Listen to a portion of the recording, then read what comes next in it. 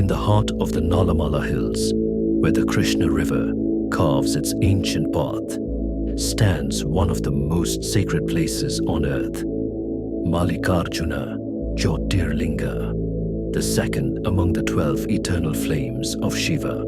For centuries, sages have said, this is not merely a temple, it is a living energy center, where the divine presence of Shiva and Parvati still vibrates in every stone. The story behind it is not of anger or separation, but of divine purpose, of Lord Kartikeya's mission to spread Shiv Bhakti across the southern lands, and of how Shiva and Parvati followed him out of boundless love to bless all humanity.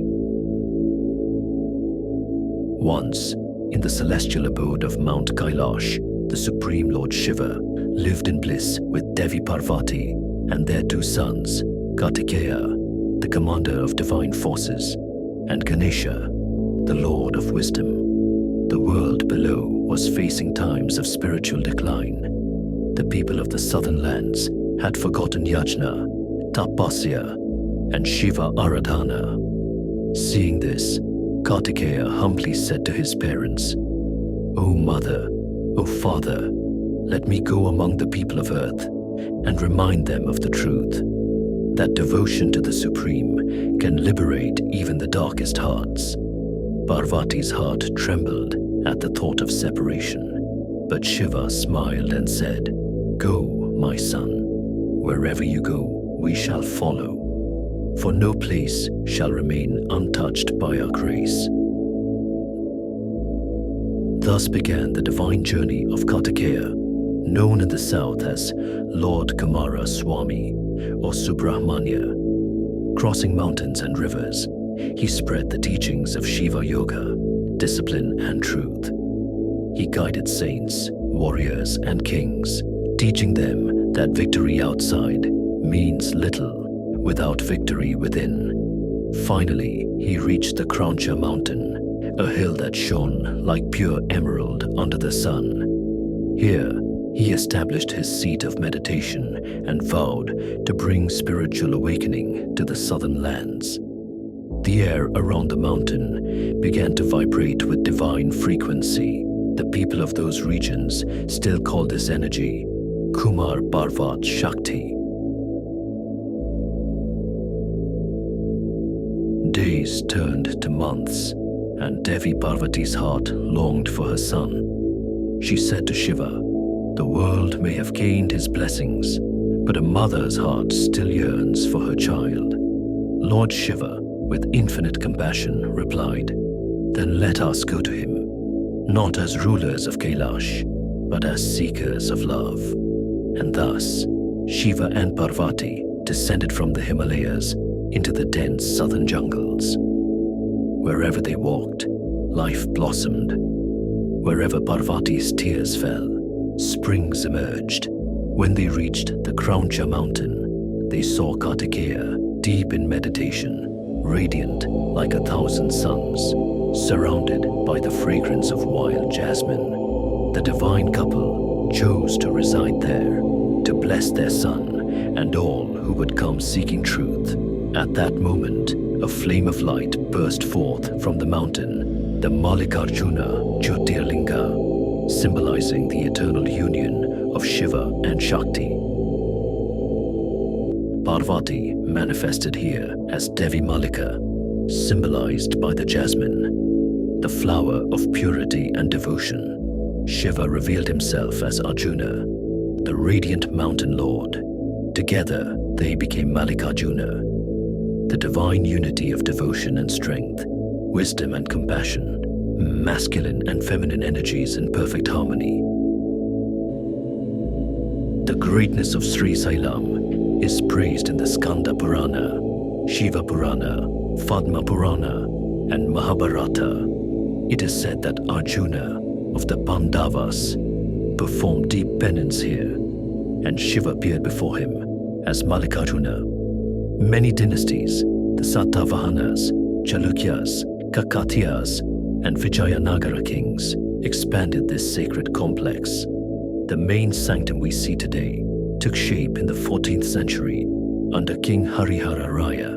The temple inscriptions are written in Sanskrit and Old Telugu, calling the presiding deities Brahmaramba, Mallikarjuna. Even today, bees hover near the shrine of Devi Brahmaramba, symbolizing her unseen form as a divine guardian.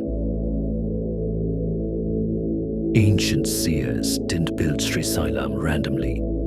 The entire temple sits at a powerful energy node of Earth's magnetic grid. Its Garbhagriha, the sanctum, is designed in pyramidal alignment to channel cosmic prana directly to the lingam. Acoustic studies have revealed that chanting Om Namah Shivaya inside the sanctum resonates around 432 Hz, the natural vibration frequency of the universe. Every pillar and curve aligns with solar and lunar positions. During certain months, the first rays of the sun illuminate the lingam, symbolizing the eternal union of light and consciousness. Local lore speaks of hidden passages under the mountain, Guha Magas, said to connect to other sacred centers like Kailash and Kedarnath. While not physically proven, yogic texts interpret this symbolically. The tunnel represents the Sushumna Nadi, the inner path from the base to the crown chakra.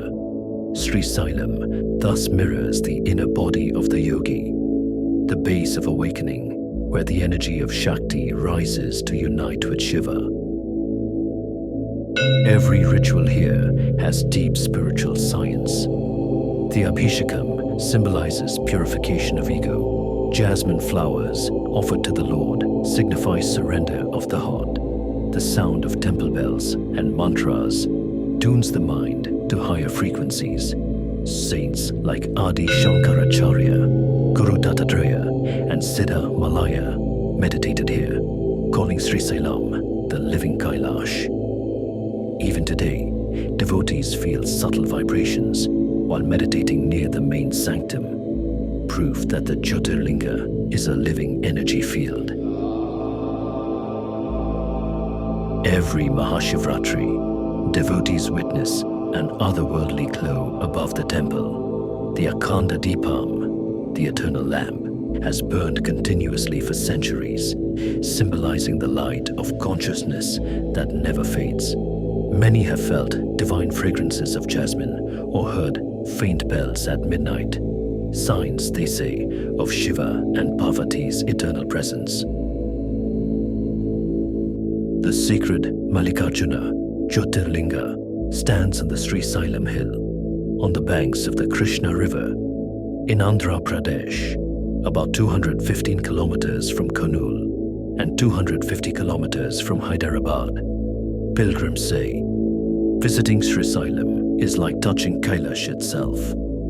Here, Shiva and Shakti live together, and their divine son, Kartikeya, continues his eternal mission to spread light wherever darkness remains. Om Namah Shivaya.